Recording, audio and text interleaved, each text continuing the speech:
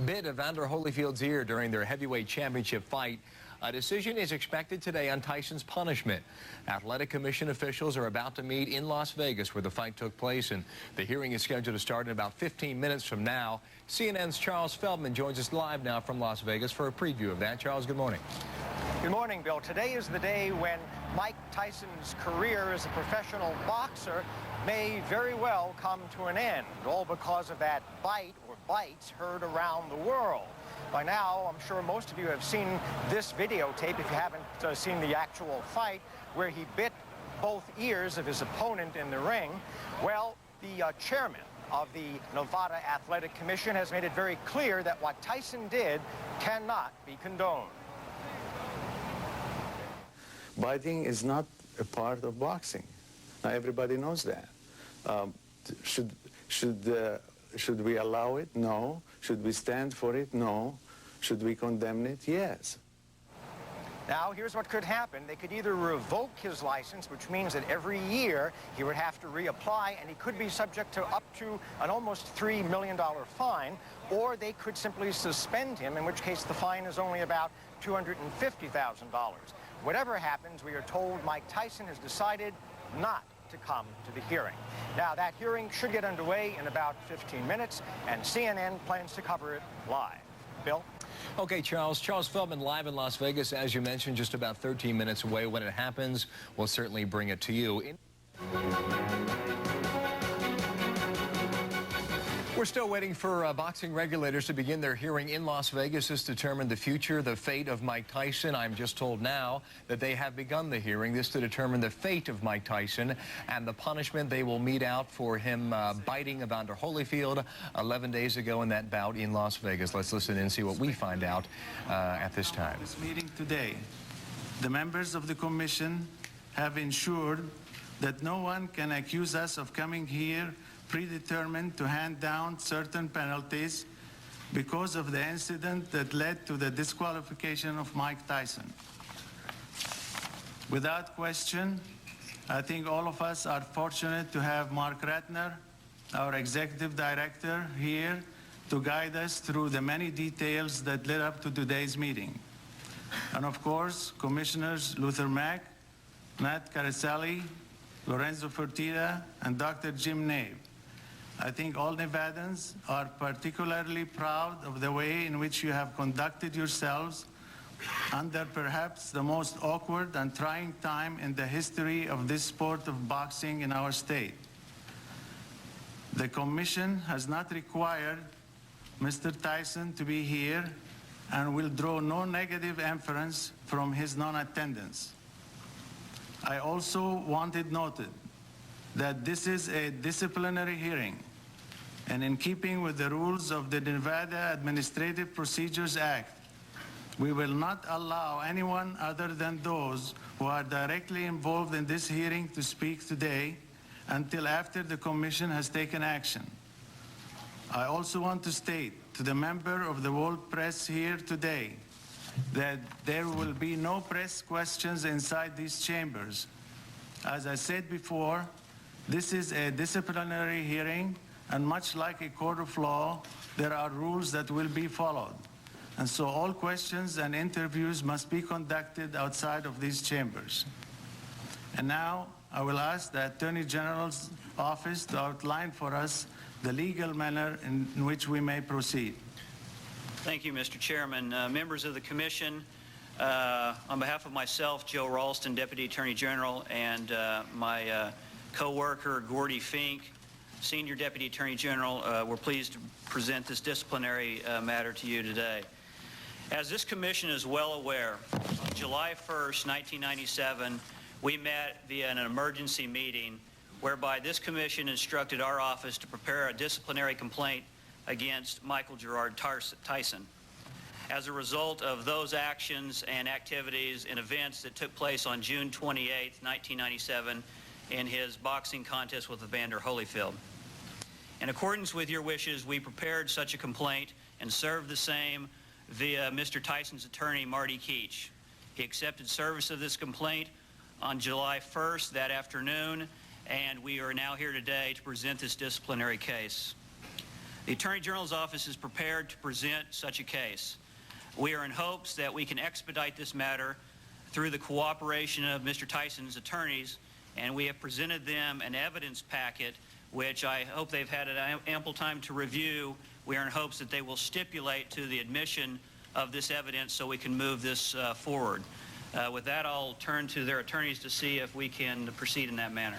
Thank you, Mr. Ralston. Your office has been invaluable to the Commission on this matter, and I commend you and your colleagues for your effort. Mr.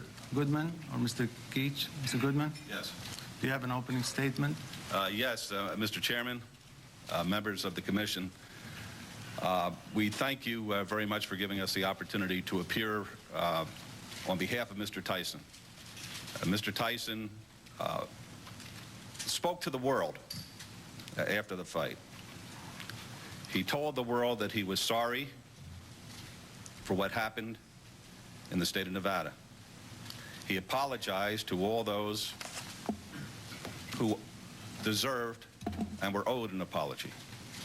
He said at that time that he was throwing himself on the mercy of this commission because he knew in his heart that this commission will be fair in imposing whatever penalty should justly be imposed. He has confidence that the system will work. He knows that for 13 years in the ring, he brought nothing but credit to the boxing profession. When he lost his fights, he went to his opponent and shook the opponent's hand. He was a gentleman. He remains a gentleman today. He maintains his dignity today. He has confidence that you will do the right thing at the conclusion of the presentation of the evidence in this hearing. Now, together with me is Marty Keach. He's my partner. He will be participating in the hearing as well. It's our position that we will not be stipulating to the admission of the evidence packet. However, when it's tendered by the Attorney General's office, a brief objection will be made solely for purposes of the record, and then, of course, you will make a determination as to whether or not it is appropriately admissible. Thank you, Mr. Goodman. Mr. Ralston, would you present the stipulated evidence? Mr. Chairman, there has been an indication that they will not stipulate. So for the purpose of the record, let me detail what the state's exhibits are. I will then introduce them. I will allow Mr. Goodman and or Mr. Keach to make an objection. Then I will respond to that objection, and we'll move this forward as quickly as possible. State's exhibit number 1 is going to be the official boxing contract, the Nevada Athletic Commission's article of agreement between Don King Productions, Inc. and Mike Tyson, reflecting that Mike Tyson's purse for the bout of June 28, 1997 was $30 million. Exhibit number 2 of the state is the official scorecard of the Holyfield-Tyson bout, reflecting that Mr. Tyson was disqualified after the 3rd round as a result of his actions in the ring. Exhibit number 3 is the complaint for disciplinary action and notice of hearing, which I referenced earlier, dated July 1st, which was prepared as a result of this commission's direction to our office.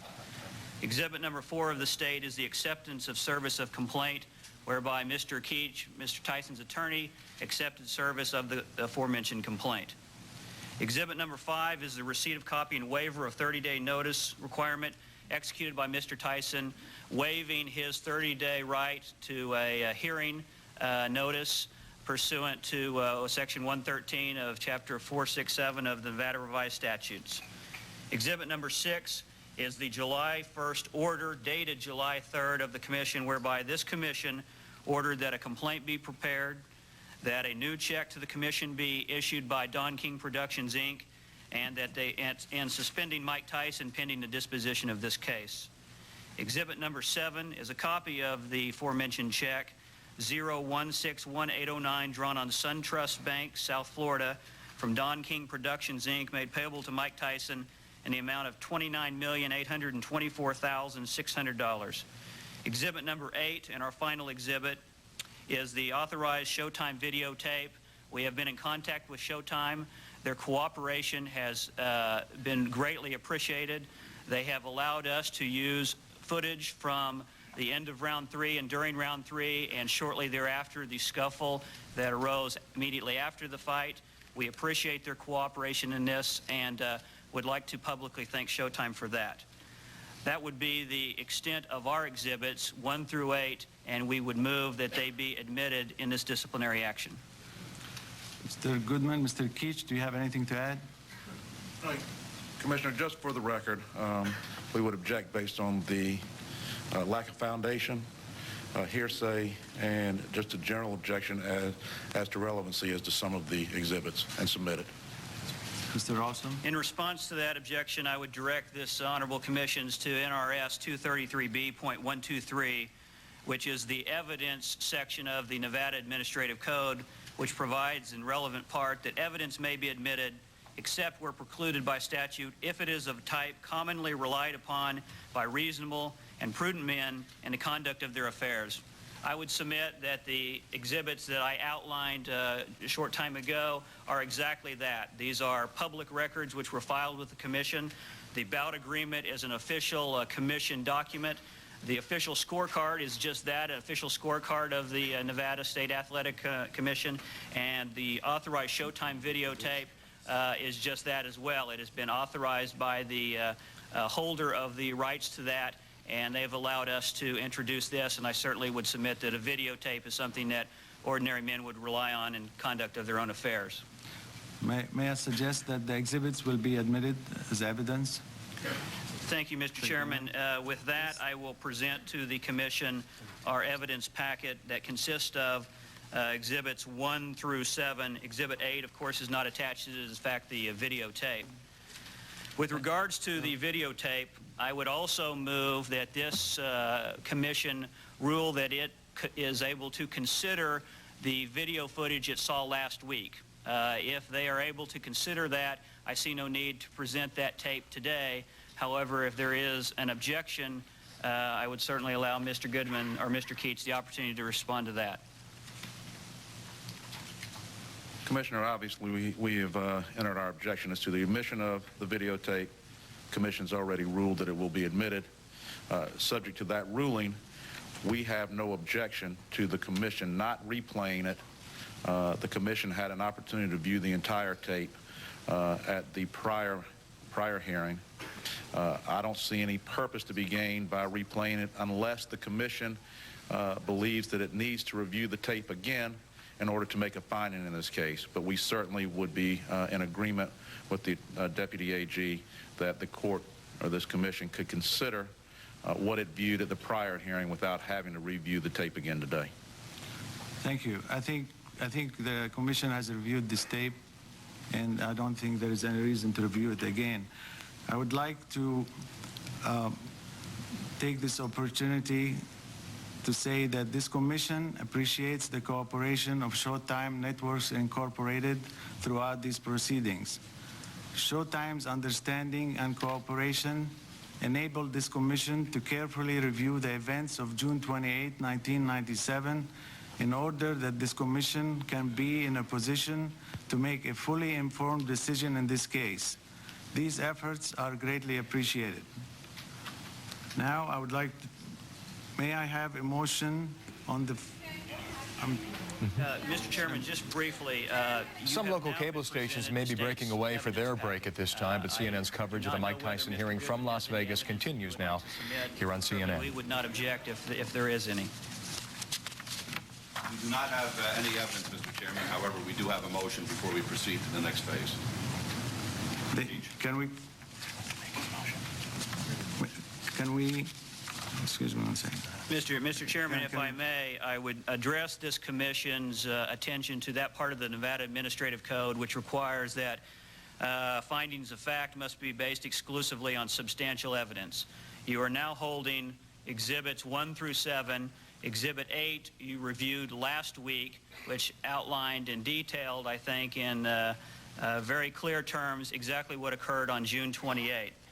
Based on exhibits 1 through 7 and exhibits 8, the Showtime video, we would submit and request that this commission find that the state has presented to you substantial evidence that Mr. Tyson violated the statutes and regulations as set forth in the complaint for disciplinary action dated July 1st.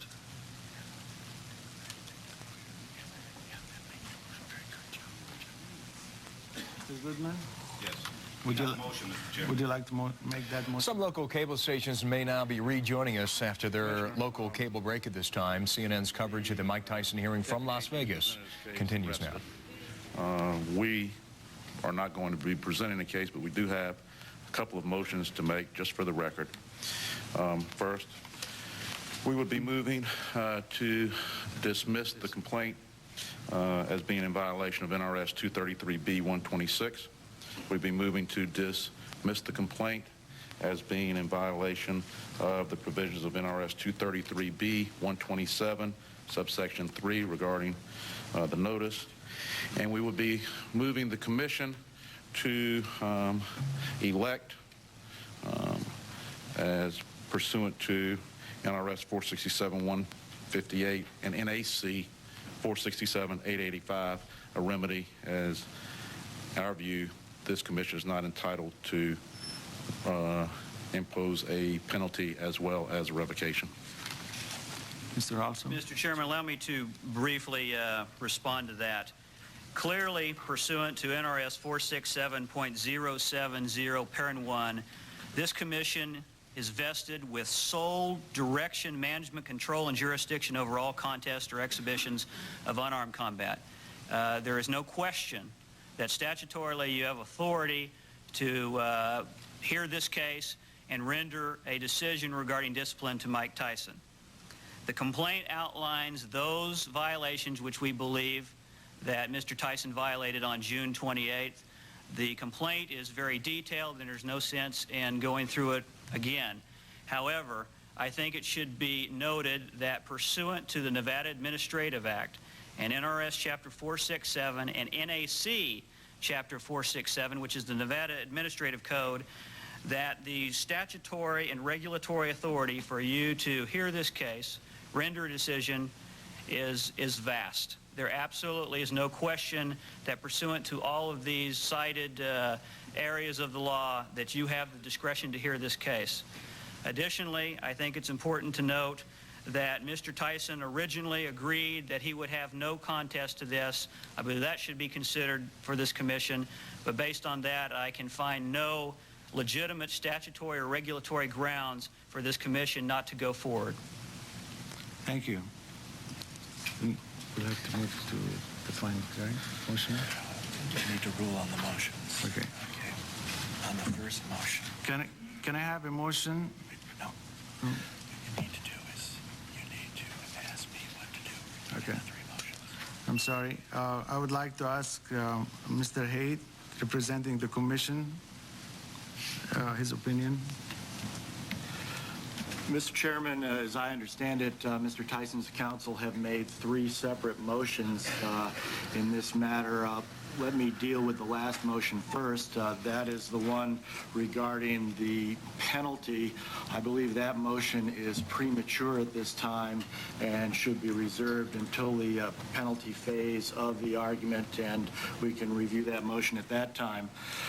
The first motion relates to NRS 233B-126, which deals with communications with parties and with representatives by an agency making the decision. In this situation, this commission, whether or not it comes under the definition of agency, is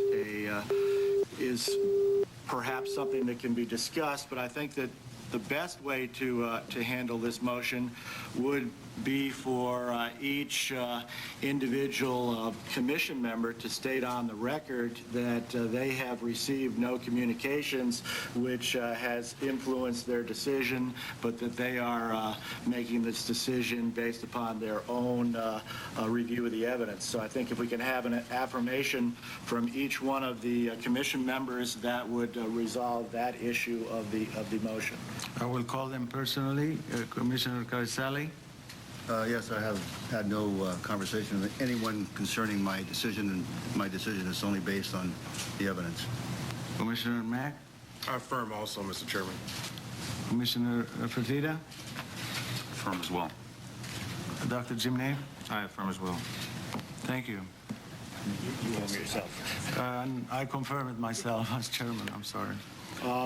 Mr. Chairman, based on the Commission's affirmation that they have not been influenced in their decisions by any communications, I think it would be appropriate to deny the motion to dismiss under NRS 233B.126. Can I have a motion? I'll make a motion to deny based on that. There is a motion. And I second the motion, Mr. Chairman. there is a motion and second. All in favor say aye. Aye. Opposed? Motion carries. Mr. Chairman, the next motion has to do with NRS 233B.127. That statute requires that before disciplinary action is taken and a license is revoked, that an individual be given notice and opportunity to present all evidence that he was in compliance with the licensing statutes. It is my position that this notice and opportunity at today's hearing would satisfy that requirement. In addition, I would note that Mr. Tyson signed a waiver allowing this commission to go forward today, and so for those reasons, I would recommend that this motion be dismissed as well. Or be denied. I'll make a motion that that be denied also. Second. There is a motion and second. All in favor say aye. Aye. Aye. Opposed? Motion carries.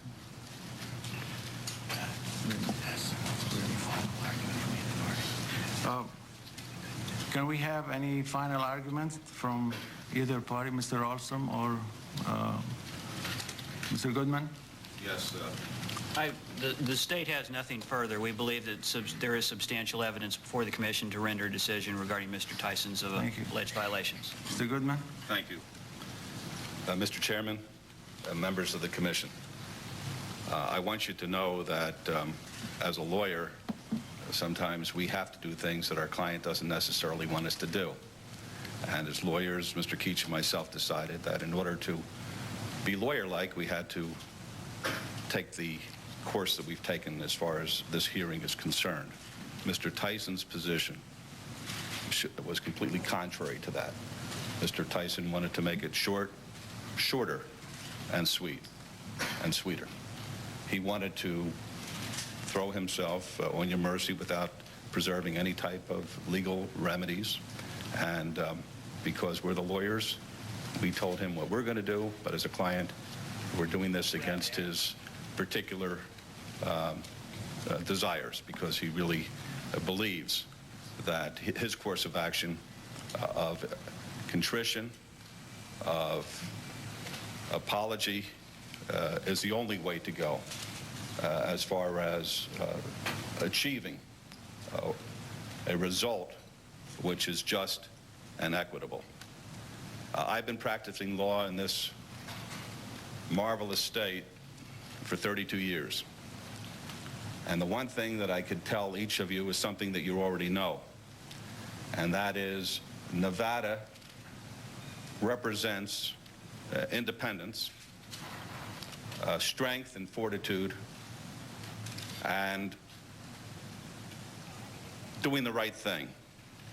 Through those 32 years that I traveled around the United States, people were critical of why a lawyer would live in Las Vegas, Nevada, where sin abounded, and there was nothing other than hotels and casinos, and nothing of cultural or social value.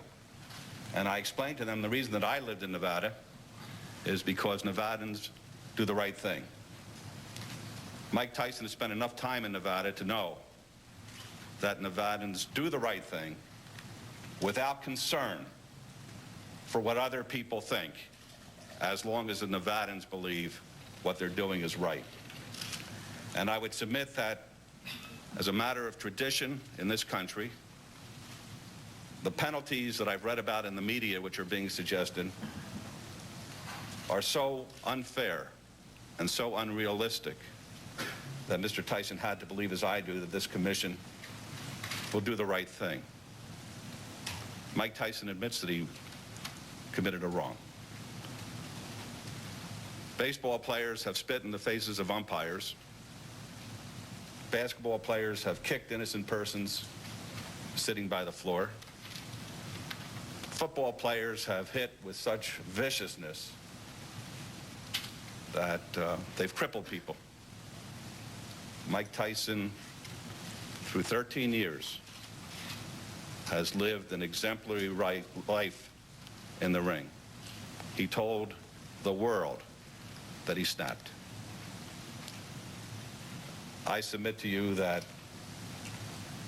somebody standing before you in his place is entitled to consideration that he made a mistake. He expects to be punished severely for that mistake. That's his expectation, but you, in fulfilling your function as Nevadans, responsible to this state and its reputation, will be fair and do the right thing in making your determination.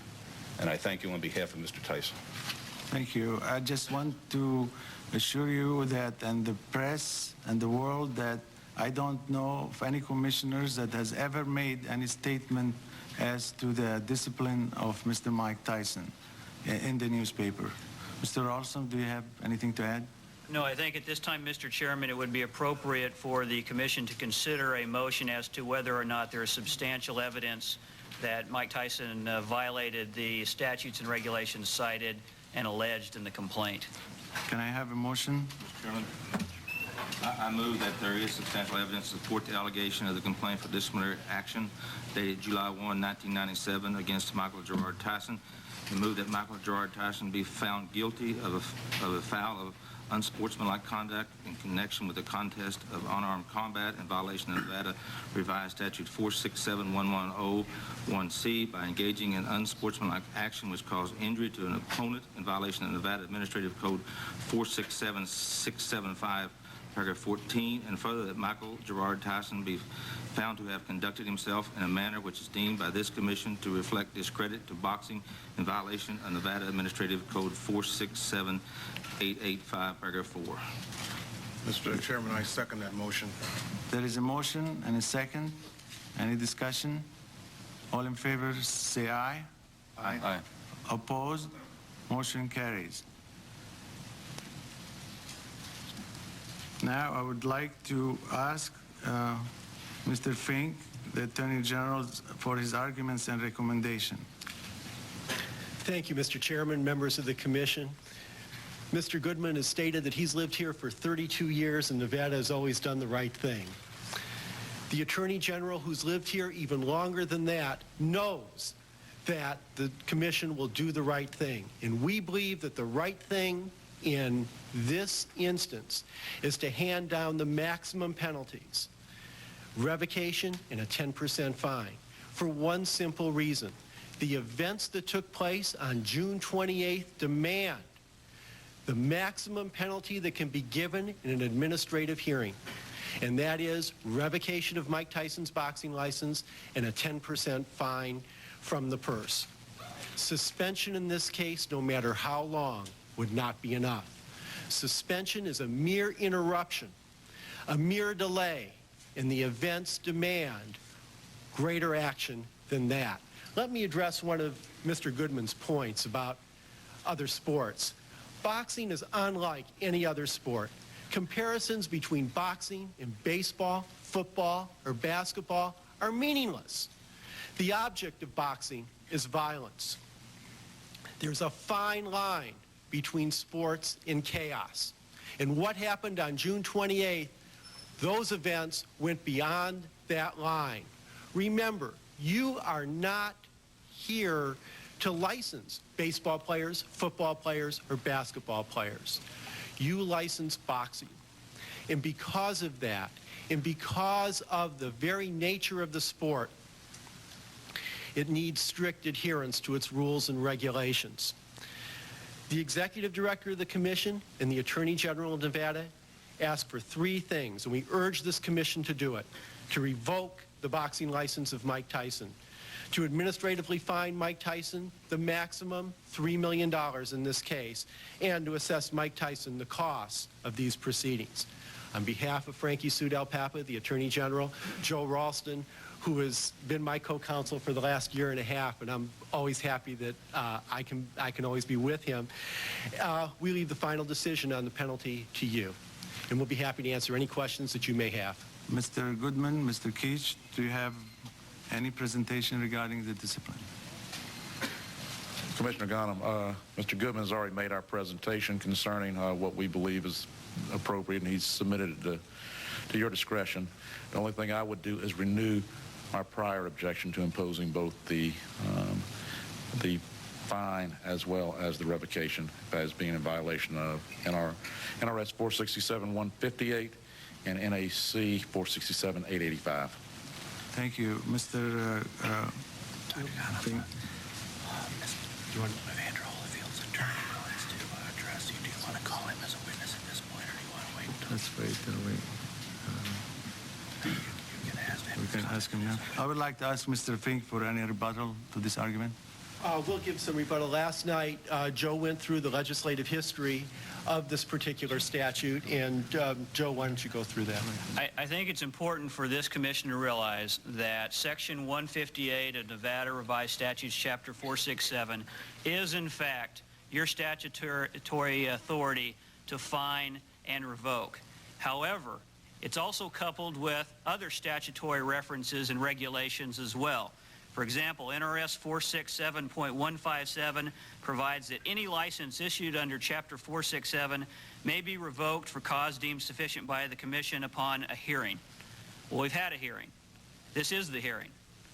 Section 158 provides in its first part that except as otherwise provided in subsection 3, this Commission can prescribe a penalty if someone seeks relicensure after their license has been revoked.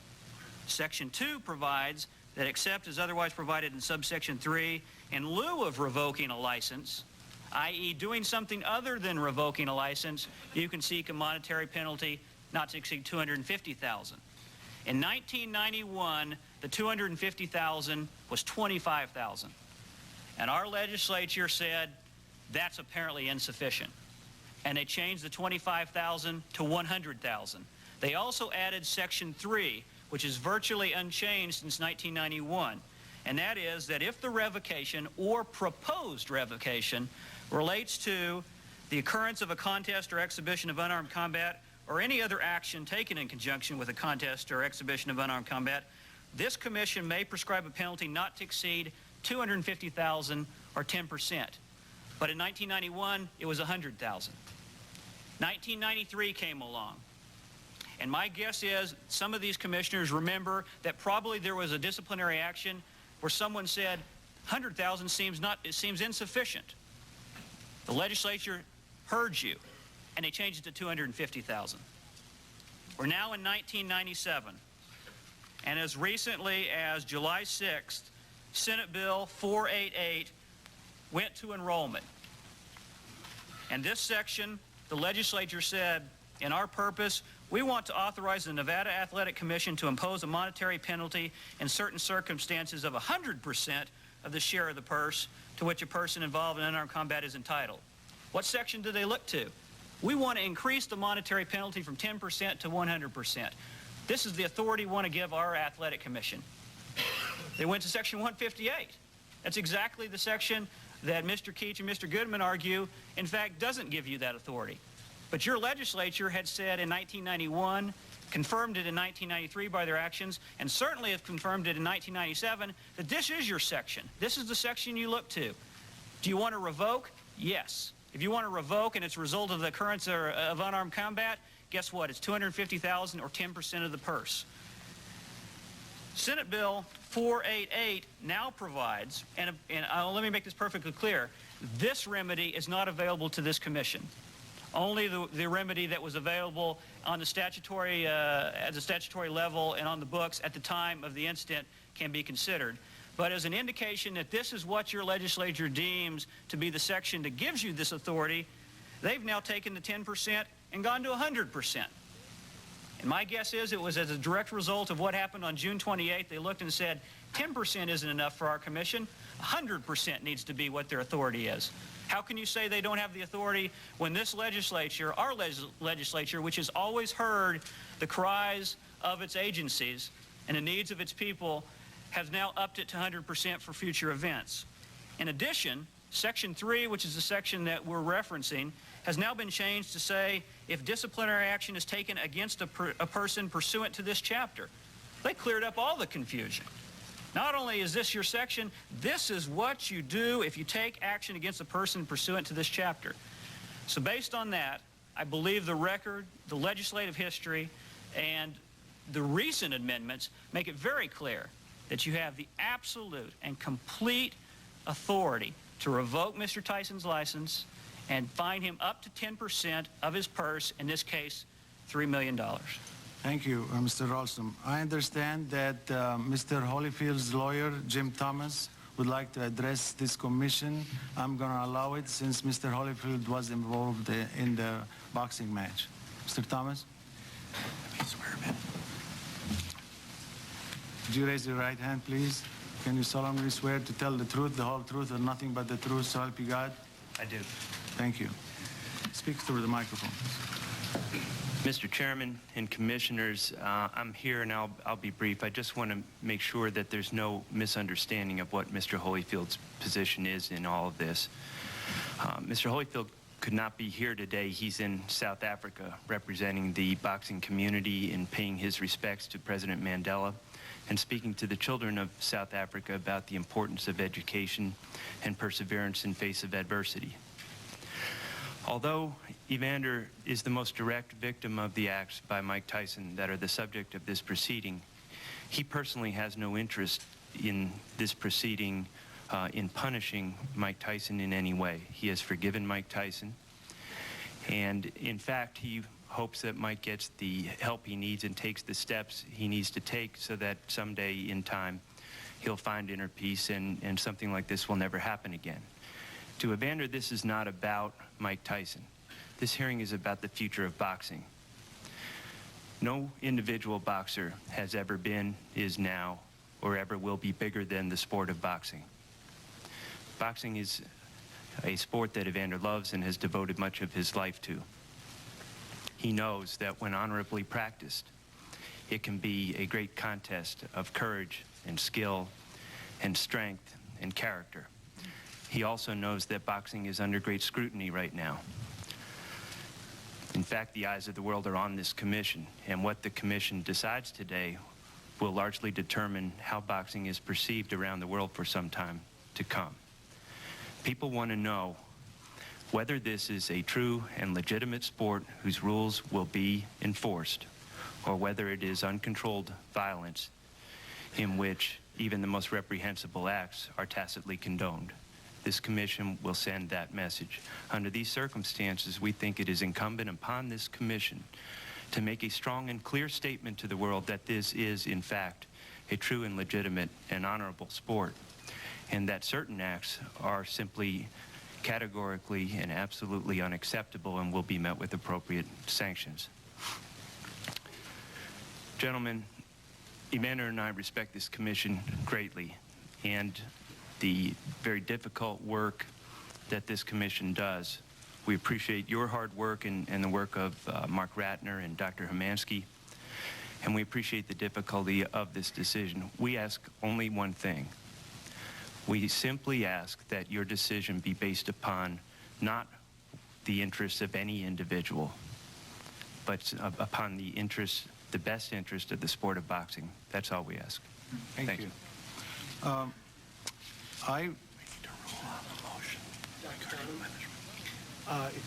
Could there be a ruling on the motion, Mr. Keach's motion, before we proceed? To rule on the motion before. Mr. Chairman, members of the commission, essentially, Mr. Tyson's attorneys have made an argument of statutory construction, and they are asking that this commission determine whether or not they have the authority to issue both a fine and a revocation. I have reviewed the statute, NRS 467. 157 and 158 together, when taken together, and when reviewing statutory construction, you must review the whole act together. It appears to me that that you have both the authority to revoke and to fine in the same proceeding, and I would recommend to you that you deny that motion at this time. Can I have a motion to deny? Moved. Second. Moved and second. All in favor, say aye. Aye. Any discussion? Motion passes. I, for one, believe we must take the most stringent action available to us, which it appears is a maximum fine of $3 million and revocation of license. That is my personal view, but I would like to hear from my fellow commissioners. Mr. Chairman, can I ask our attorney a couple questions, please? Please, Dr. Nave, Commissioner Nave. Don, if we make a decision to revoke this license, is that for indefinite or life, unless a future commission should change that? Dr. Nave, there's been a lot of discussion about suspension versus revocation, and some people have used those terms interchangeably, and that's not correct.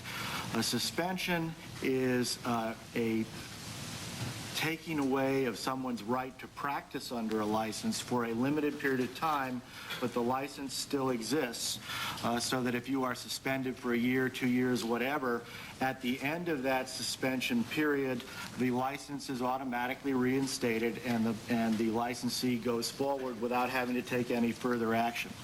In the case of a revocation, the license ceases to exist. There is no further license, and without further action by either the former licensee or this commission, that license would never be restored. So in that aspect, the revocation is a permanent or lifetime action. What is required under our regulations is that if an individual does have their license revoked, then they may reapply for licensure after the expiration of 1 year.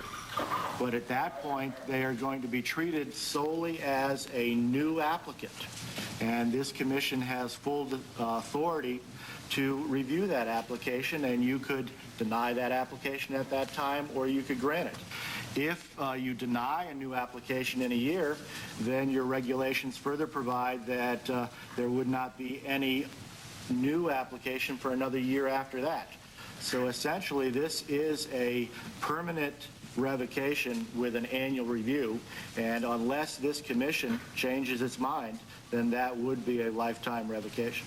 If after a year and it comes up, do we have to have new evidence to deny that, or is the evidence that was presented today enough to deny?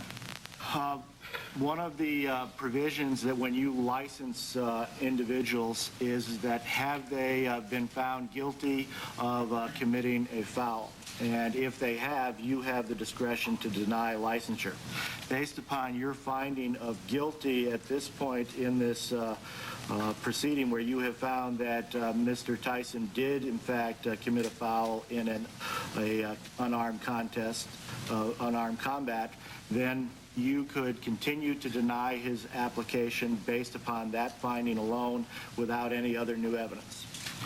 And if we do suspend or revoke, then does 467, 890, and 895 go into effect?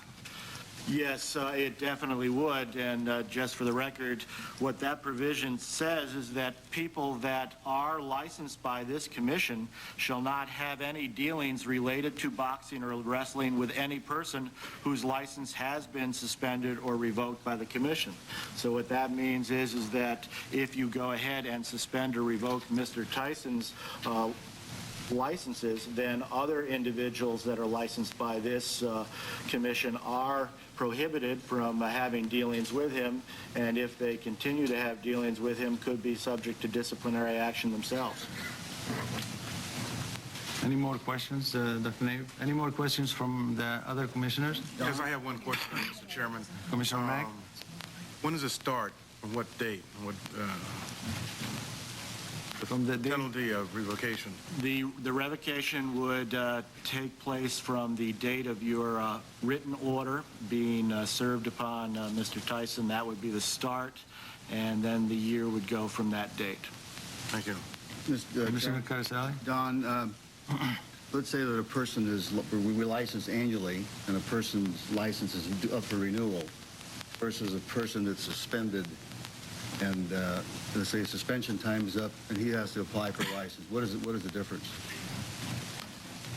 Essentially, I think you've given me three examples. A person who is just up for renewal, and at that point, it's the burden is on the commission to show that there would be some reason why they shouldn't be renewed. A person who has been suspended, when the suspension's up, then the license is automatically reinstated. When a person is revoked or a person they're treated as a new applicant, and that person has the burden of coming forward to the commission and proving their suitability. Any more questions from members of the commission? Mr. Chairman, May I have a motion for discipline, please?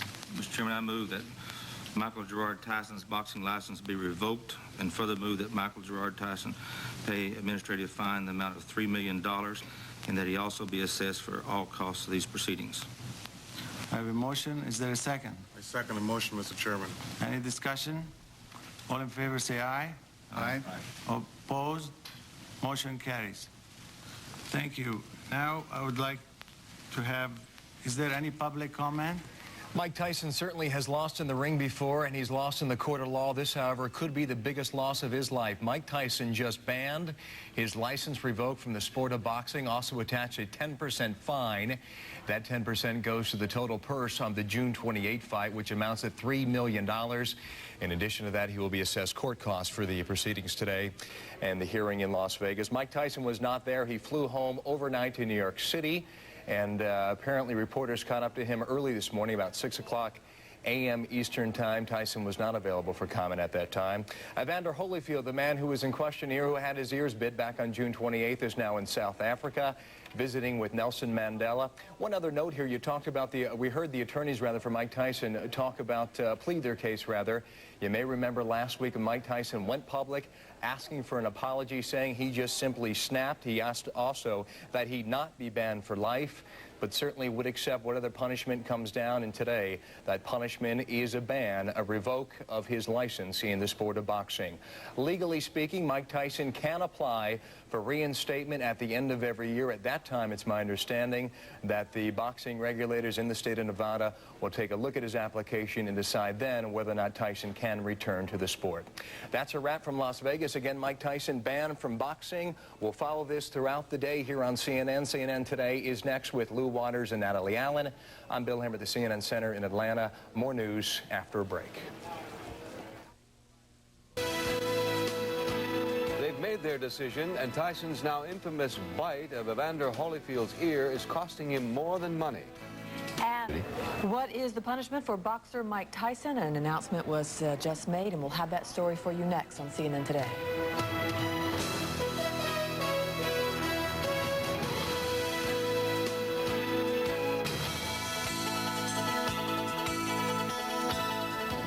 Mike Tyson had said he would live with whatever penalty was meted out against him for that fight with Evander Holyfield, and today the punishment was meted out. Right. A short while ago, the Nevada Athletic Commission disciplined Tyson for biting Evander Holyfield's ear during a recent fight in Las Vegas.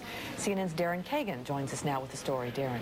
Natalie and Lou, Mike Tyson's boxing license has been revoked, and he has been fined $3 million, the stiffest punishment possible for the biting incident that stunned the sports world. Tyson skipped the hearing that ended in Las Vegas just a short while ago. He let his lawyers plead his case to the Nevada Athletic Commission. He has confidence that the system will work. He knows that for 13 years in the ring, he brought nothing but credit to the boxing profession.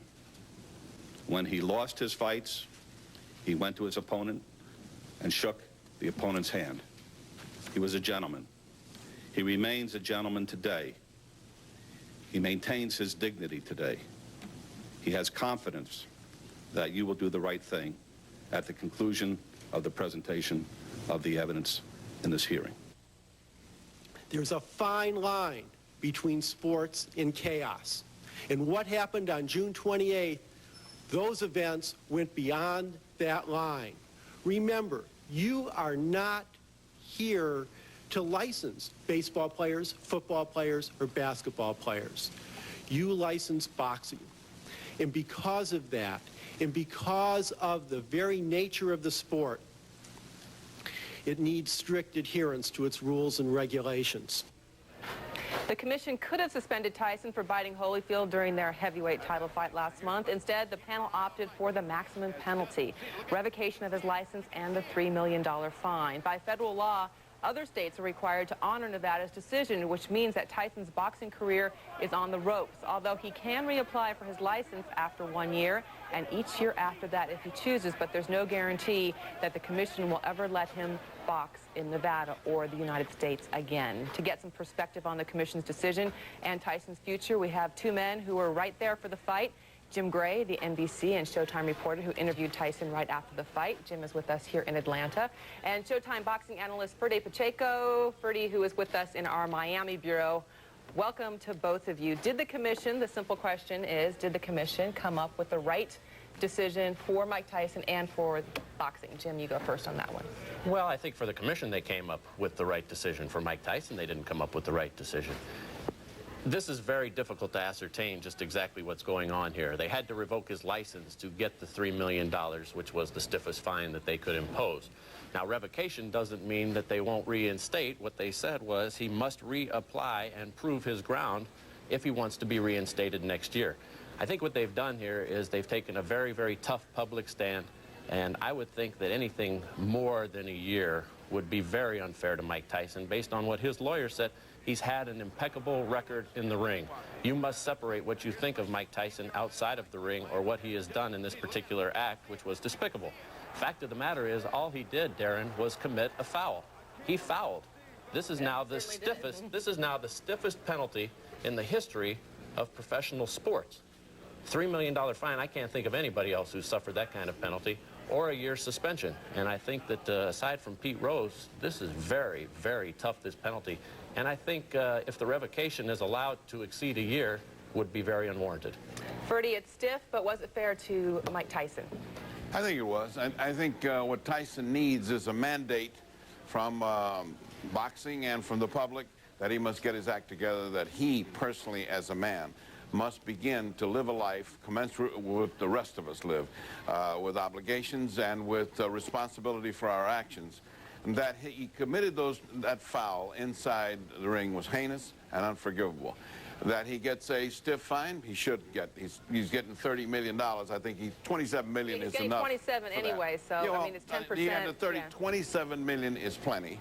And as far as the revocation of the license, I see that as Jim just stated. I see that as a revocation with a back door wide open. I think if he does indeed seek psychotherapy, if he does indeed tighten up his life, get some kind of measure of normalcy to his life, then the commission will, based on his record in boxing. As Jim said, the 13 years of really glory days, they should allow him to continue. That will be up to whether Mike Tyson joins the human race.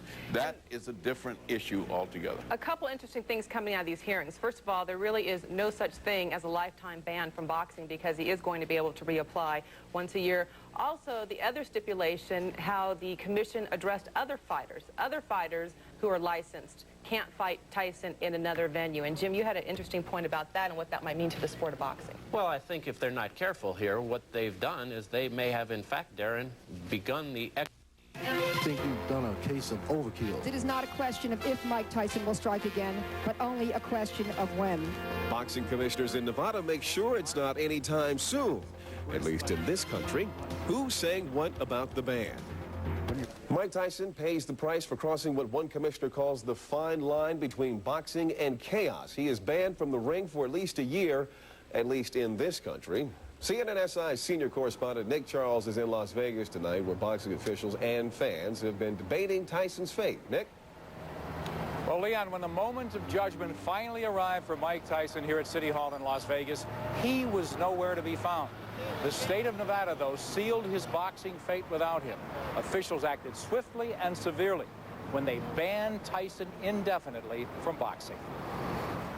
The state of Nevada threw the book at Mike Tyson, and it made for bad reading. The Attorney General asked for 3 things from the State Athletic Commission and got them all. Tyson had his boxing license revoked indefinitely. He was fined the maximum 10% of his $30 million purse from the Evander Holyfield fight, and he was ordered to pay the full cost of Wednesday's hearing. The message was loud and clear. This is a very serious matter. Not only the biting incident, but the fighting afterwards and all that is not going to be put up with in the state of Nevada. The message is that boxing is a sport, and there's certain things you can do and certain things you can't do, and they felt this was reprehensible. Even if you're Mike Tyson. It doesn't matter who it is. You got to do what's right for the sport. Tyson had said he expected to pay the price like a man, yet he failed to appear at his own hearing, leaving his attorneys to fight his battles, and at least one commission member feeling dissatisfied. I wish Mike had been there to ask some of the questions as to what happened, why did it happen. And that was not, I didn't have the opportunity to do that, so I feel I was cheated in a little way. Everybody wants to hear from him. But Mike Tyson, if he was in the ring against you, would knock your block off. But Mike Tyson, when faced with a group of professionals such as you are, who know how to ask questions, many questions of which you don't want a nice answer because that's not newsworthy, I wasn't going to permit him to subject himself to that. That was my decision. If it hurt him, I have to live with it. Tyson's attorneys argued that the fighter admitted he snapped in the ring, apologized profusely, and as a result should not have been punished this severely. He went before the world and he said he was sorry. Now, that should have been enough for this commission today. Apparently, he wasn't. If he continues to keep himself in shape, we're going to be back here next year. The Nevada ruling will almost certainly be honored by every state. And to add even more sweeping impact, the commission made it clear any boxer who would fight Tyson outside the U.S. would have his license revoked as well. Tyson, in essence, then, is banished from boxing for life, subject to annual review, where the burden would be on him to prove his suitability to fight again. I don't believe we'll monitor him. I think what Mike Tyson does at this point is up to Mike Tyson. I would like to see what happens in a year. He is entitled to apply in a year. We will wait and see. We have to give him a hearing. We will listen what he has to say, and then we will decide. This was a day boxing served notice to Mike Tyson that despite his box office power, he is not bigger than the sport. Tyson is now persona non grata in the ring, and he can face the difficult question for the next few months of either getting back into the good graces of boxing or finding another line of work. That's the long and memorable story here in Las Vegas, Leon.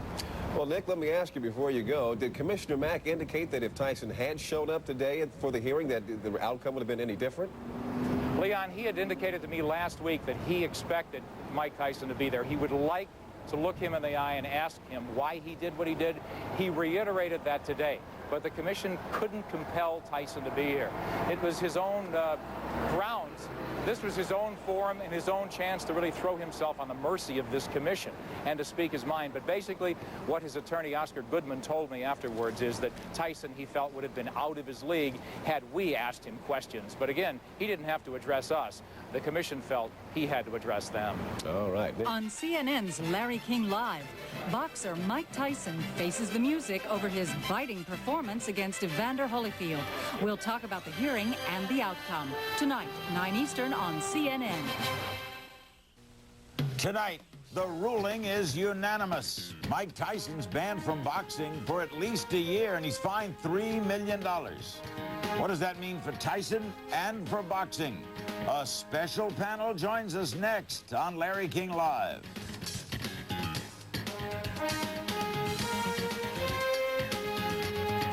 Now, live in Los Angeles, here's Larry King.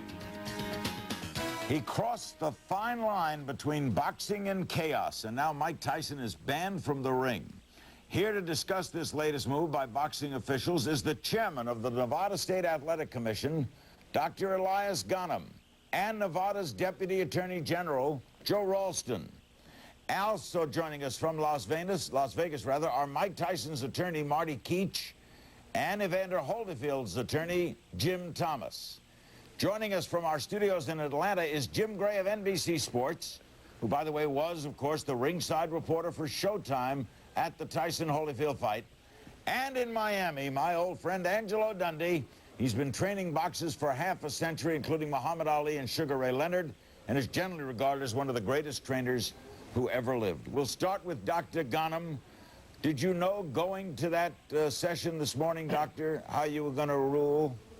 No, we just had to listen to our Attorney General and his recommendations, and then we made the decision on the penalty as well as whether we found him guilty or not. You determined that it would be revocation. Would you explain to the viewers what revoked means? Well, when you revoke a license, our statute, rules and regulations says that he cannot fight in the state of Nevada. His license is revoked, and if he applies within a year, we can deny him without a hearing. And if he applies after a year, then he has the right to come in front of the commission and ask for to be licensed again. So he could ask next week, at which time he would not have can't be granted a hearing. You could meet without him. If he asks 1 year from now, he is given the opportunity to appear before the commission. Right. Must he appear in person? Yes, I think he should appear in person if he is going to ask for his license back. Joe Ralston, the Deputy Attorney General, was this the exact ruling you wanted? Well, Larry, we decided that based on Mr. Tyson's conduct at the bout, that the most severe penalty was warranted. Under our statutes and regulations, a maximum fine of 10% and revocation was in fact that penalty that we sought. It was the most severe penalty that was available to us. We requested that, and fortunately the commission sought our way. Marty Keech, Mike Tyson's attorney, you obviously knew there was going to be some form of punishment. What would have suited you? How you doing tonight, Larry? Thank you for having me on. Sure. Larry, we'd have been happy if they wouldn't have done anything, let him been disqualified and go on to fight, obviously. But, you know, we kind of look at it from two perspectives. Mike, very early on, within a day or so after this incident, made a decision in his own mind that he was not going to contest this matter. He wanted to let the American people and the commission know that he was sorry for what he had done. He wanted to let the commission know that he was prepared to serve any punishment they imposed, that he trusted the commission, and I'm glad you've got Dr. Ghanem on. Dr. Ghanem's a fine commissioner. He has the utmost integrity. Mike knew that going in. He knew what kind of commission we had. Obviously, he's appeared before him in the past, and he has a lot of respect for them. Did you speak to him after the decision, Marty? No. Although Dr. Ghanem has indicated that the decision wasn't made until they heard what was presented by the Attorney General's office today. As you probably know, Larry, the Attorney General had filed a formal complaint, which means a written document, setting forth exactly what they were seeking. And what they were seeking was revocation and the fine of 10% of his purse. Which is what they got. With all of the media pounding down for the last couple of weeks, it was not news to us that that was the punishment that was going to be imposed. We would have been shocked because a number of people have asked me, well, were you surprised by what the commission did? But quite frankly, we were not. We would have been shocked if the commission had done something less. Jim Thomas, what did, if anything, did your client want? He really didn't want anything specific, Larry. There was no remedy that he was seeking. Evander has no interest in any punishment of Mike Tyson. The only thing Evander cared about was that the right message go out about this sport. And it seemed to us that it seemed to me at least, that the commission considered all of the factors it ought to consider, and given the legal constraints under which it operated, made a balanced and responsible decision. Jim Gray, do you agree that it was a balanced and responsible decision? Larry, I would say for now it's a very balanced and responsible decision. However, as time goes on, we'll have to see if it remains fair and balanced. I would think that 1 year would be sufficient, because 1 year really means much more than 1 year, because you cannot schedule a fight for the day after a hearing because you don't know how the hearing's going to go. So in essence, we're looking at 16 or 17 months. To do any more would damage and almost destroy Mike Tyson's career. So I think that right now we're at the point where it's very fair, and they should reinstate him after a year based on a few things that Mike must do. He must go ahead and seek the help that he has said. He must control this anger, and he must show that he is truly regretful, more so than just the apology, and then be allowed, and she should be permitted and allowed to continue on with his life and his career at that point. Before we get to Angelo Dundee, Dr. Ghanem, do you agree that if Mike Tyson comes to you in a year, has sought psychiatric help, you have testimony maybe from the psychiatrist, has led a good life for the past year, that he's liable to get his license back? Well, Larry, it's very hard to sit and speculate what might happen in a year. We're not, it's really, if he applies in a year, we'll have to take it up at that time. I think it's wrong for us to sit here tonight and say what we will be doing in a year. Angelo Dundee, you've been around this game a long time. I guess enough we could combine the whole panel and you equal what they... And you've been in the ring. You're the only one among us that has been there. Have you, first of all, was this a deserving penalty? Well, you don't know where it's deserving or not. I figure the commission had to make that kind of a decision because what happened was outrageous. What the heck? I mean, I'm teaching my kids the Marquess of Queensberry rules. Now I got to inject a little bit. Don't go biting the guy in the ear because it's tough to get out of that situation. No, I think what was done was necessary. My primary concern is Mike Tyson. How's he going to handle a year away from being a fighter? Because, well, he could train every day. He could stay in shape. He could go to a doctor. He probably wouldn't fight for a year anyway, as Jim Gray said. I don't know about that because Mike Tyson's his own guy. Mike Tyson's the guy who's going to have to make that decision. And so what occurred in the ring where he couldn't control himself, that worries me because I think he needs psychological help. Doing what he did, and also the reaction in the corner. When the doctor pressed on the eye, he hollered. There was no reason to holler. The Mike Tyson we saw was not the Mike Tyson that we've known in the past. He really needs help. We'll take a break and come back with our excellent panel. We'll be including your phone calls as well. This is Larry King live in Los Angeles. Don't go away. By federal law, all the states in the United States have to honor this revocation. What, Jim Gray, do you think about the possibility of a fight on another soil as Donald Trump has proposed? Well, I think that's going to be very, very difficult, and I don't think that that would put Mike Tyson in the best of light if he was to go out before a year before trying to get reinstatement. Also, the committee did today something that says that if another fighter wants to partake and do business with Mr. Tyson, or a promoter or anybody wants to do business outside of the soil, that the person doing business, in other words, the other fighter, be it a champion or another ranked fighter, will also be subject to revocation of their license in Las Vegas. So they've made it very, very difficult on Mike Tyson to leave the country. Plus, he still has this probation parole issue with the state of Indiana, whether or not he can leave the state. But I would suggest that if this goes beyond a year and he kills his number, effectively he's no longer a prisoner of the state or has any binding to the state of Indiana after February, I believe, of 1999, which is about 18 or 19 months away, I would suspect that if he is still under suspension, then we could see this roadshow go on. And if you have some opponents out there who are going to get a major payday to fight Mike Tyson on foreign soil, they're going to say, okay, forget it. I'll go take this huge payday elsewhere. I'm going to make this money and forget about fighting in Nevada or the United States. So I would hate to see the result of this being that we're exporting the sport of boxing to other countries. But right now, this is the largest suspension and fine in the history of sports. And I think that if Mr. Tyson can make amends and straighten out his life, he should be permitted to come back in here, Larry. Jim Thomas, would Evander Holyfield fight him on another soil? I don't believe that's a possibility, Larry. No possibility, especially with revocation of his license if he does it, right? Exactly. I think there are many reasons why that wouldn't happen. Joe Ralston, you're the Attorney General. What does if Mike Tyson called you and said, what do I have to do a year from now? What do I have to say to come back into the good graces to be licensed? What would you tell him? I mean, it's a fair thing to ask. The driver whose driver's license is suspended might be told you have to have no crimes, you have to have no arrests, etc. Come back sobriety for a year and you'll get your license back. What does Tyson have to do?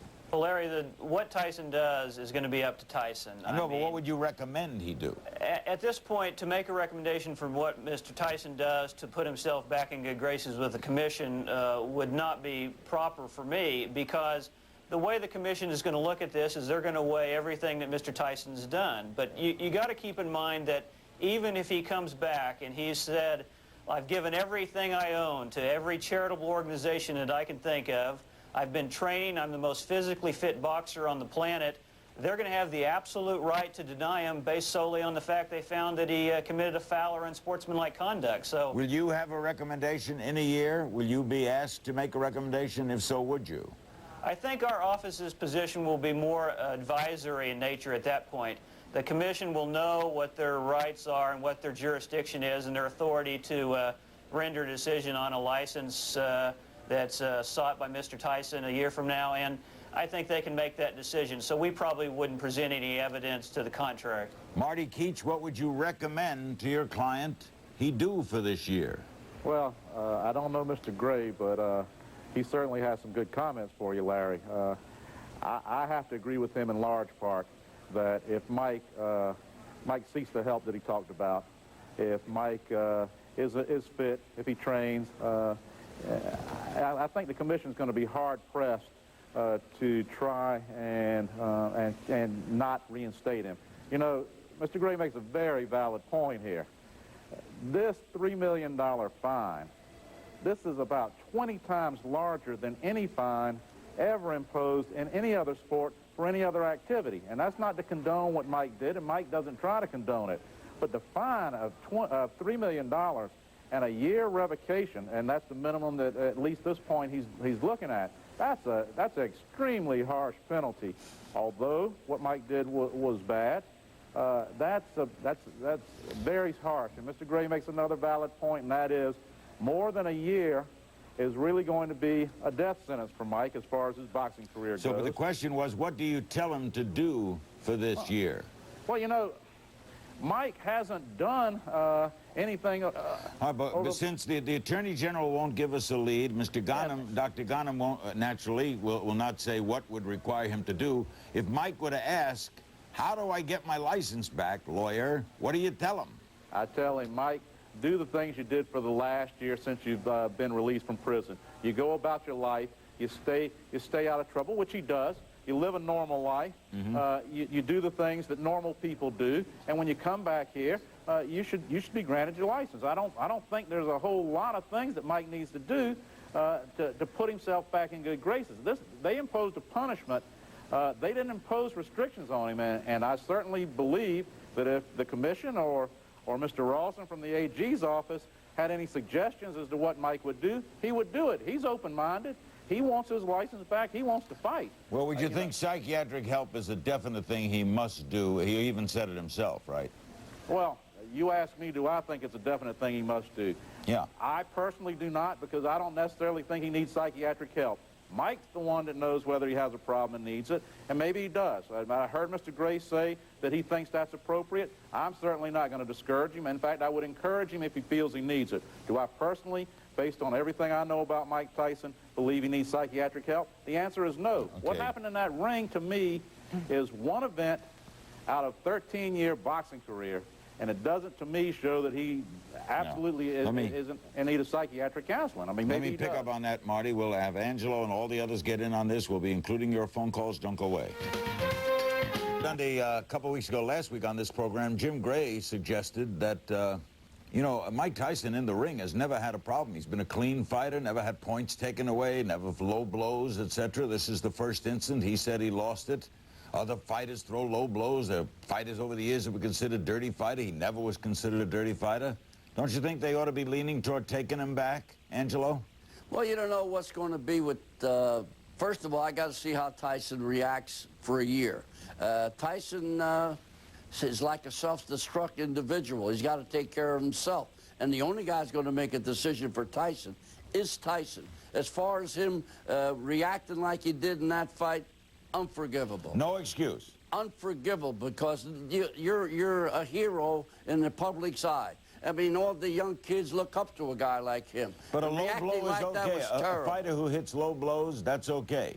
Well, low blow, give him a low blow back. I mean, if a guy butts you, butt him back. But you don't bite the ear. That's crazy. I mean, to me, that's why he needs a lift up. He definitely needs psychological help. Jim Thomas, Evander Holyfield's attorney. It would be to Evander's financial benefit for Mike Tyson to come back in a year, wouldn't it? I don't know if it would or not, Larry. There's so many considerations. That's certainly not something that motivates Evander at this point of his career. So in other words, he wouldn't feel good about fighting Tyson again. Or you don't even know if he would fight him again if he were reinstated, right? We don't know that, and that's something that's difficult to speculate on. We can't predict the future. Dr. Ghanem, someone else said today, what was the crime, I mean, the manner may have appeared vicious, but what was the crime other than he did an act that caused him to lose the fight? Well, what was the crime? Let me just answer what Angelo Dundee said, that if somebody hits you with a low blow, you should hit him back. I don't think so. This is a sport. We have to keep this as a sport. Now, the thing that happened here that everybody is missing the point is that Mike Tyson bit Evander Holyfield the first time. He was warned by the referee not to do it again. And that's when he was disqualified. So if we are going to sit here and speculate what Mike Tyson will do, only Mike Tyson will know what he will do. I really don't think that if Mike Tyson has fought for 13 years, you're right, he's never had anything like this happen before. He never did anything like this before, but we have to set an example for the kids that are there. We have to let the people know that this is a sport. And when people get in the ring, they should work it as a sportsman type of combat. Now, you know, we have taken the severest action ever, and that's true. The legislatures, upon my recommendation, have now passed a law in Nevada that we can withhold the whole purse. And the reason for that is that we want everybody to know that going in the ring, we want you to box. We want you to fight. We want you to maintain the sport of boxing. We will take a break and come back with more. We'll be including your calls at the bottom of the hour. Don't go away. In all fairness, the referee on this program said he never warned him after the... I think I'm correct, aren't I, Jim? The referee said he never warned him after the first one that a second one would disqualify him. Is that correct? Jim Grade, I think he said that. Mills Lane said that, but he made it very clear to Richie Giacchetti and to Mike Tyson that evening. In fact, when he initially walked over, it was his first inclination to stop the fight right then and disqualify Mike Tyson. You heard him say that? Yes, he did, and It's also been indicated on the Showtime tapes. It's very clear and audible to hear. All right, Jim, and then we'll go around. And I spoke to Don King today. I know he's been incommunicado, in seclusion since the fight. He says he'll come out, appear on this program fairly soon, and make a statement and discuss this. He's kind of between a rock and a hard place. Where does Don King go with this, Jim? Well, I would say, Larry, that Don has been extremely appropriate. Don is often known for his bombastic style, but I think that Don has been a voice of reason. He was a calming, steadying influence that evening. He did not in any way, shape, or form try to defend what Mike Tyson had done in the ring. He said that night that it is not a proper response to bite. So I think that Don's behavior has been exemplary in this instance, and he apologized to the fans and said he was very disappointed for what had happened. So I think that Don just has to continue with his life. He's been the most successful promoter in the history of the game. He's put on all kinds of fights all over the world, and he will just move on with his life, and I'm sure there'll be a major void without Mike Tyson for the year, but Don's a loyal guy, and he'll stick by Mike Tyson, and he'll go on with his life. Marty, does your client, Mike Tyson, stay out of the public eye for a year, or what? Well, I don't know that he's going to stay out of the public eye. He's obviously going to stay out of the ring in Nevada because the commission has told us that. But I think, you know, Mike does a lot of charity work that nobody knows about. He's going to continue to do that kind of stuff. He's a good guy. You know, I hear people talk that, and all kinds of media talk about what a vicious guy he is and all of that. The people that know Mike know he's a genuine guy. He's a big-hearted guy. When he's in the ring, that's his job, and his job is to go in there and beat somebody up, and that's what he's being paid to do, and he's a tough guy. But outside the ring, Mike's a nice guy, he's a gentle guy, he's a big-hearted guy, and he does a lot of good for a lot of people, and I think he's going to continue to do that. Joe Ralston, the Deputy Attorney General, isn't it possible that sometimes in our lives, on various occasions, we lose it? We do something in a spur, in an action, you're in a ring, you're fighting, I mean, a hockey player jabs another guy in the back, they give him a 20-game suspension. We just, occasionally in all our lives, go a little berserk. Is that not open to forgiveness? Well, you're right, Larry, but you got to keep in mind that baseball, hockey, football, basketball, these are not regulated sports that require licensure in a specific state. Mr. Tyson came here and said, I want to fight in the state of Nevada. When he comes to the state of Nevada, he has to abide by our rules and our regulations. And it's not the same thing as a criminal crime, something that requires a specific intent or some type of mental capacity. I mean, the fact is, if you commit a foul causing injury to another opponent in the ring in the state of Nevada, that's against our rules and we have to take action. Did you ever consider indicting? Well, the Attorney General's office would not take that action. We handled the administrative end of it. The District Attorney's office of Clark County, where Las Vegas is located, would be in charge of that. And I do not know what their intentions are at this point. We'll be back with more. We'll be including your phone calls with our full panel. This is Larry King live in Los Angeles. Tomorrow night, part 2 of the stop sign case. Don't go away.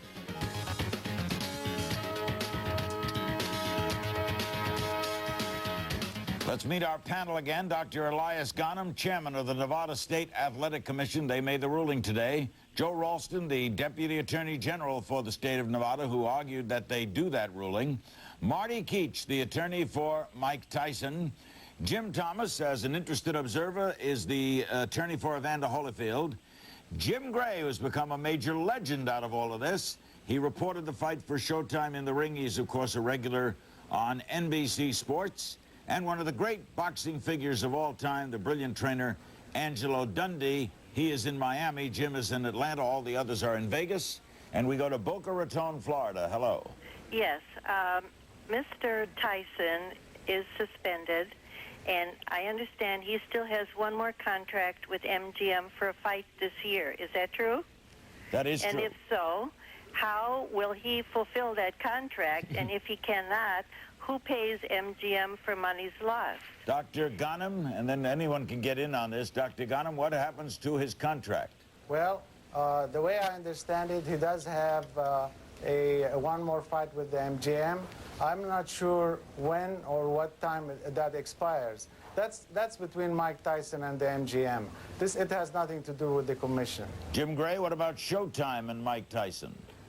Well, I think that Showtime, and I'm just an employee of Showtime who does the fights, and a full-time employee of NBC, so I wouldn't want to speak for Showtime, but I'm sure that Showtime is supportive of Mike Tyson. They would like to see him get the proper help and be able to resume his career at the appropriate time. And I'm sure that if all of that can be completed, that Showtime would like to remain televising Mike Tyson's fight. He is still the biggest draw in the history, probably, of the sport since Muhammad Ali left.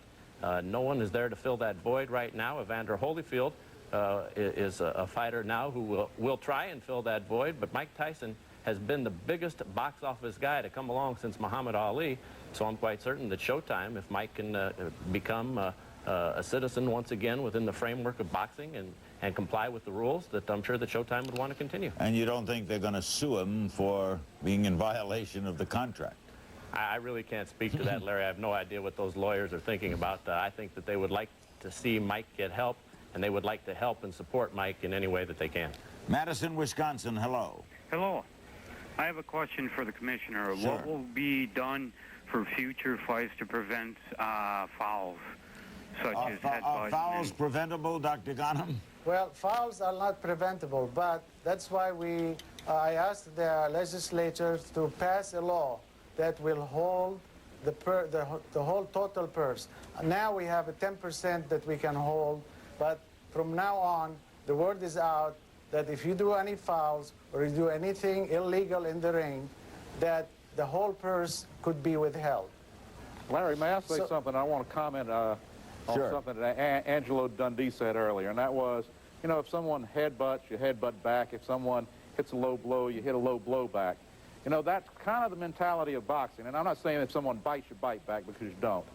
But the mentality of boxing is you go in there to beat the heck out of somebody, and that's what it's all about. Now, I personally, as a fight fan, I don't want to see boxing regulated to the point where people can't go in there and legitimately do exactly what Mike Tyson and Evander Holyfield do to each other, and that's beat each other. Okay, and that I don't want to happen, and I appreciate what the caller's saying from Wisconsin, how we're going to clean it up. But the cleaning up part, I think it's regulated enough as it is. They have the rules on the books. The referees are in that ring to keep control of the fight, but to allow the fighters to fight. And Angelo, that's what they're supposed to do. Angelo, you want to comment? Oh yeah, it's very simple. I made a comment because if a guy butts you, you want to get the guy's attention, give it to him back. Then the guy stops butting. But you don't bite a guy in the ear. It don't make sense. I just was using a soliloquy. The Dr. Gannon was perfectly right. You don't tell your guy to legally, to butt a guy. What for? Box the guy, lick the guy. You know, and the big thing, that's the Tyson fight.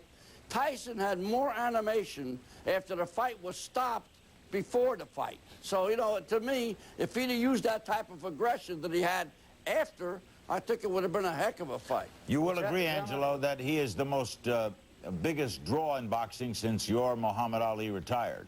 Well, I don't know if he's not the biggest draw, he's the most exciting guy out there. That's the biggest draw. Who makes more money than Mike Tyson? You can't compare anybody to Muhammad Ali. Forget about it. He was the greatest thing down the pike. And when somebody mentions Muhammad Ali in the same breath with anybody else, they're doing a disservice to the guy. But Tyson is the biggest draw since Muhammad Ali. I never counted Tyson's money. If he was the biggest draw, I think it was wonderful. Should he do something, do you think, Jim Thomas, with the money he now gets? Something charitable, something, a display of, boys' clubs or something? I really can't opine on that, Larry. I don't know what he should do. It's his money, and I think he needs to be himself and do what suits him and what's comfortable for him. Dr. Ghanem, when does he get that money after the 10% is taken out? You're also taking out for the cost of the hearings, right? Right. We are taking out the $3 million plus the cost of the hearing. Let me just say one thing, Larry, though. You know, Mr. Keith said Mike Tyson is a nice guy. I think Mike Tyson is a very nice guy. I think he does a lot of charity work. I agree with that. But Angelo, let me tell, and Marty Keach, let me tell you, we are not going to send the wrong message to the kids that are growing up and looking at this as a sport. We allow boxing with the gloves. Boxing should be only allowed with the gloves. No headbutting, and no other foul should be allowed, whether it's low blow or anything else. I really don't think we should send that message out to the kids that are really trying to do something with themselves. We'll take a break and come back with more and more phone calls. Don't go away. We're back. The caller's from Beaufort, South Carolina. Hello. Hello. Go ahead. What do they do with the $3 million fund? Does it go to charity or? Dr. Ghanem, what happens to the $3 million? The $3 million will go to the state. That's our law, and the state will get the $3 billion. What are your estimations on the cost of the hearings? What do you think it's all going to come to? Well, it just depends what was spent on it. I cannot speculate and tell you how much it's going to be. Technically, though, Don King turned the check over to you, then you write out a new check to Tyson by deducting the $3 million. Is that what you do? That's what that was our motion that we decided on a week ago. We are interested in the $3 million that Mike Tyson was fined by, and so we expect to get the $3 million as soon as possible, and I hope within the next 24 hours. And but I think we have to understand here that this was the stiffest and Jim has pointed this is the stiffest penalty in sports history. That is true. And the only reason for that is the message is out there, guys. If you want to come to the state of Nevada, if you want to come and fight, we want you to fight with your gloves. There is a lot of kids that look up to Mike Tyson, a lot of kids that look up to Mr. Holyfield, and I think that those kids deserve to see what boxing is really about. Let's just keep it a sport. What do you make of Jim Gray and the others the public reaction to this. Why do you think, Jim, the public has been so caught up in this? They weren't caught up when Riddick Bowe was hit with 6 low blows and then 5 low blows in 2 consecutive fights. That they didn't get caught up in. Why are they caught up in this, do you think? Because it's Mike Tyson, and because everybody came to this evening thinking that they were going to see quite possibly the best bout in the history of professional sports. There hadn't ever been this type of media hype because everything has gotten greater and greater. If Ali and Frazier would have fought 25 years later right now, it would have been the same kind of hype. So everybody came with a great expectation, and then they were so disappointed. Plus, it's Mike Tyson. And of course, you have to look at his background outside of the ring. That has created interest, and you have to take all of these groups who have come together and who have converged on this sport, and it was just the biggest event. And I think that now what's happened is it's gone just the exact opposite way. So now we're seeing this entire media hype and this hysteria and these knee-jerk reactions over something that, you know, a pimple has been made into a mountain, and now the mountain has become a volcano, and it's exploding. And I don't want to suggest by the pimple being Mike Tyson biting someone's ear. It's reprehensible and it's heinous. However, this too shall pass, and I think that only because it's Mike Tyson and only because the reaction was such that nobody had ever seen anything like this. We've seen low blows. We've seen fighters disqualified for other things, headbutts and so forth. No one has ever seen a chunk of someone's ear taken off. Angelo, it's, you know, it's where we are in this day and age, but this too shall pass. We should remember, Larry, that this was a foul in a fight. Yeah. This is controlled violence. We came to see these people annihilate one another. Why are we all so surprised, as badly as this was and as tragic as this is and as deceitful and disgraceful as it was, why are we so surprised that somebody bit somebody's ear? This is what we came to see to a certain degree, and it just has exploded. Angelo, in the Ali Frazier, those great Ali fights, Foreman, Frazier, were there rounds taken away? Were there low blows? Were there any headbutts?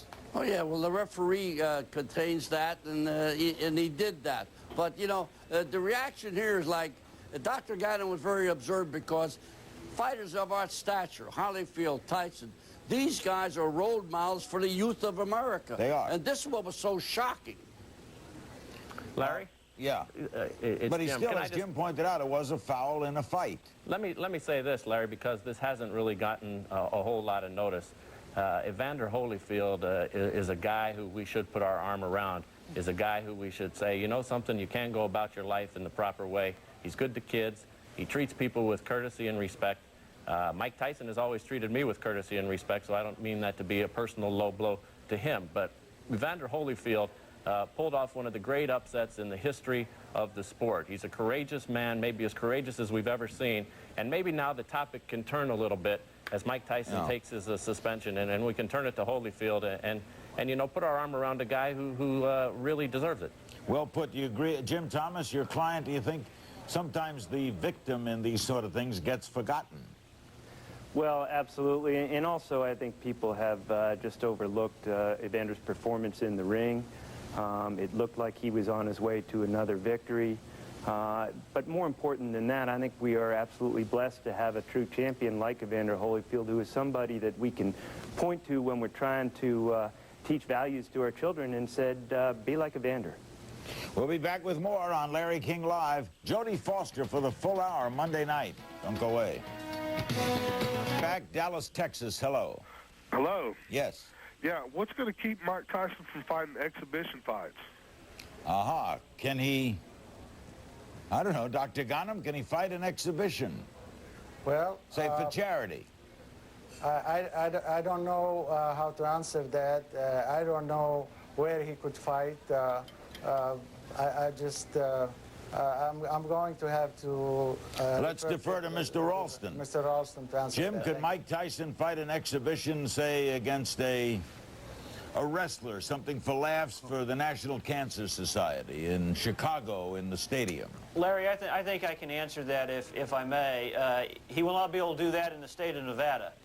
Basically, our regulations and statutes prescribe that once you're revoked, you cannot compete in any contest or exhibition of unarmed combat. Does the federal law apply to that now, too? Well, the Professional Boxing Safety Act of 1996 is going to be applicable to actual contests where you're designed to inflict injury, which would fall under the category of boxing or, say, karate or taekwondo. So if he goes into a professional wrestling situation where It's notoriously not exactly designed to inflict injury, but to create entertainment for the general public. That might fall outside of that act. However, that certainly would be something that we would not allow in the state of Nevada. Marty Keech, every time Mike's appeared on this program, he has always said, boxing is my life, boxing is what I do, it is my profession. We know he can't do it for a year. What does he do? I guess he trains, Larry, because his position hasn't changed. Boxing is his life.